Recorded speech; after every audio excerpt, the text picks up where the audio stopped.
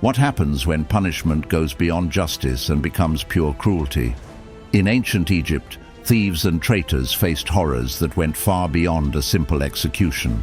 One man, caught in the act, found himself impaled, his body skewered as a gruesome warning to anyone who dared follow in his footsteps. His suffering wasn't just a sentence, it was a spectacle. In this video, we uncover the most brutal torture methods of ancient Egypt, where pain was an art and fear was the law. The crocodile's judgment. Justice in ancient Egypt didn't end with death. Every soul was believed to face judgment before Anubis, where their heart was weighed against Mahat's feather of truth. A heart heavy with sin meant only one fate, being devoured by Amit, the crocodile-headed demon. But not all criminals had to wait for the afterlife to meet a crocodile. Some faced their judgment much sooner and in the most terrifying way possible. For minor theft, punishment was lenient.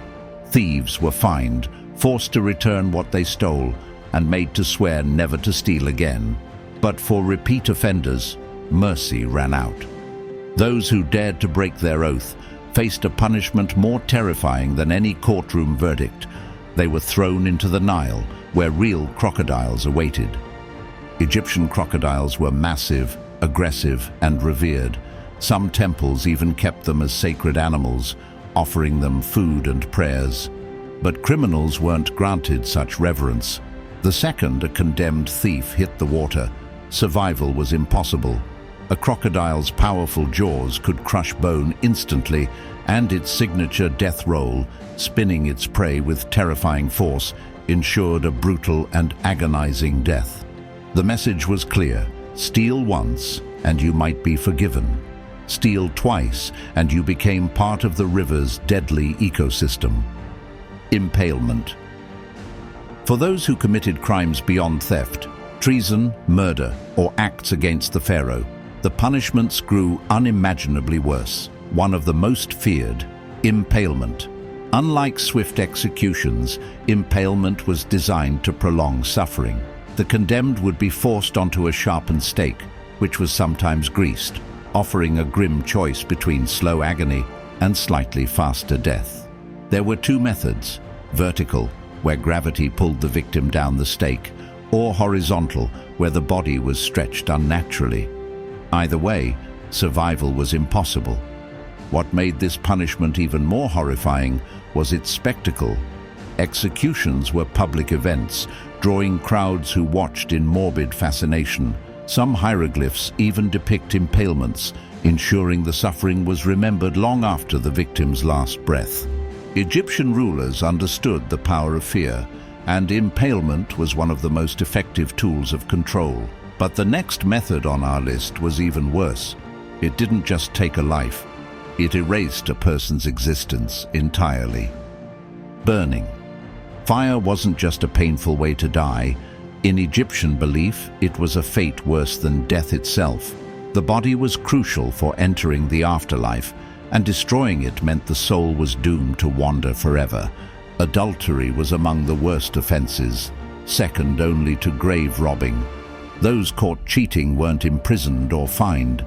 Instead, they were tied to a pyre and burned alive, a fiery punishment that made a public example of their betrayal. The flames weren't just for show.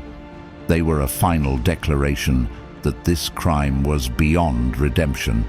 But it wasn't just unfaithful lovers who faced this fate. Anyone who defied the pharaoh, traitors, rebels, conspirators, risked the same fiery end. When the harem conspiracy led to the downfall of Ramesses III, those involved suffered brutal punishments. The nobles were executed through other means, but the lower-ranked conspirators, they were thrown into the flames, denied even the dignity of a proper burial. The 100 blows. Archaeologists in Amarna uncovered 5 skeletons that told a story of sheer brutality. These individuals weren't just punished, they were utterly destroyed. Their bones bore deep lash marks, along with a few stab wounds in the back, as if the beating alone wasn't enough. And their crime? Stealing animal hides. Not gold, not precious jewels, just scraps of leather. Nearby, an ancient wall carving confirmed what happened. This was no random act of violence. It was a sanctioned punishment for thieves. The sentence? 100 lashes. The number wasn't chosen at random. It was a round figure, easy to remember, and devastating enough to break even the strongest offender. When the punishment began, there was no escape. A group of guards would surround the thief, weapons in hand, whips, clubs, maybe even a few well-placed elbows. The goal wasn't just to discipline, but to leave a lasting impression. By the time they finished, the victim was battered, bleeding, and barely conscious. A harsh lesson meant to remind everyone watching. Crime didn't pay in ancient Egypt. Hand amputations. Egypt's grand tombs weren't just resting places, they were sacred gateways to eternity. Pharaohs and nobles were buried with treasures meant to guide them through the afterlife, from golden artifacts to food and weapons. But where there's treasure, there are thieves willing to risk everything for a chance at unimaginable riches. Tomb robbers weren't just stealing valuables, they were desecrating the journey of the dead. That made their crime one of the most unforgivable in Egyptian society. And the punishment? Severe. Those caught in the act often faced a gruesome fate, hand amputation. The logic was brutal yet simple.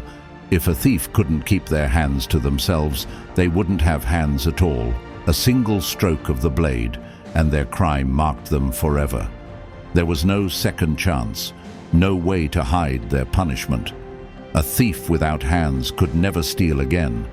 But for the worst offenders, even this wasn't enough. Some tomb raiders paid the ultimate price, not with their hands, but their heads. Beheading ensured their complete removal from society, and in Egyptian belief, possibly even the afterlife itself. Still think tomb raiding was worth the risk? Drowning. Drowning may seem like an unusual choice for execution, but in ancient Egypt, it was both practical and symbolic. Unlike beheadings or amputations, drowning left no mess, no public spectacle, just quiet, inevitable death. Condemned criminals weren't simply thrown into the river. They were bound, placed inside a tightly sealed basket, and tossed into the Nile like an offering no one wanted. Once submerged, there was no way out. Water seeped in, air vanished, and panic set in. Their struggle was unseen, their fate sealed beneath the currents. This wasn't just a matter of efficiency, it was poetic justice. Water gave life, but it could also take it away, and for those cast into its depths, there was no afterlife, no redemption. A life in chains. Slavery was a common sentence for those who found themselves on the wrong side of the law. Whether guilty of theft, insubordination, or simply being an unfortunate war captive, many were condemned to a life of brutal labor. Some spent their days hauling stones for grand construction projects, while others were sent to the eastern desert, working under the merciless sun in the hazardous gold mines. Egyptians rarely imprisoned criminals in the way we think of today. Instead of locking them away, they preferred to make use of their bodies, ensuring that every ounce of strength was drained for the benefit of the empire. Some offenders were exiled to distant lands like Nubia or the desolate colony of Rhinocolura. But more often than not, forced labor was the chosen fate. It was a system built on pain. Many enslaved workers suffered repeated bone fractures from relentless beatings, their injuries left to heal improperly, if at all.